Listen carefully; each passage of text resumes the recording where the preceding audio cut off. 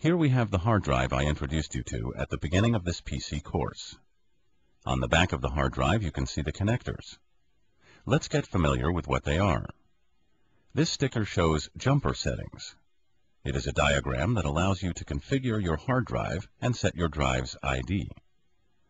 Depending on how many drives you have in your system, you may need to refer to this diagram to set your jumpers. These are the jumpers. These can be plugged in different arrangements according to the diagram we just talked about. It is hard to see such tiny detail in the video, but when you have your drive in front of you, this will all make much more sense. For our project, you need to set your hard drive to master. If you are installing just a single hard drive with no second hard drive, CD-ROM or DVD-ROM drive, you should leave the drive ID jumper on the single setting. This is usually the way it comes, set from the factory. The hard drive goes in one of these drive bays.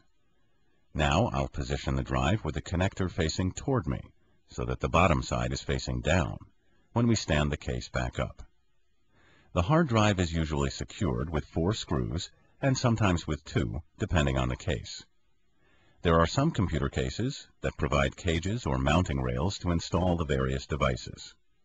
Consult your case manual for more detail if mounting rails are required. With our case, the drive slides right in.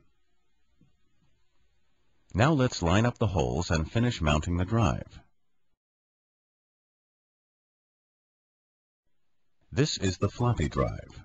This is the front where you insert your floppy disks, and this is the back side. This is the bay for the floppy drive, but the installation will be done from the front side of the computer case. I'll slide the drive in from this side so you can see where the bay for the floppy drive is. You will not install it this way. Now, after we determine the right bay for the floppy drive, we can pop out the front faceplate. This is the front of the computer case, and this is the plastic panel for the floppy drive. I'll pop it out by pushing the plastic panel from the back.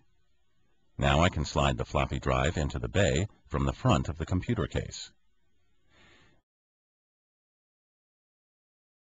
Now turn the case to the side again, like we had it before. Here are the screw positions for the floppy drive to secure the drive to the bay. Now we can screw in the floppy drive.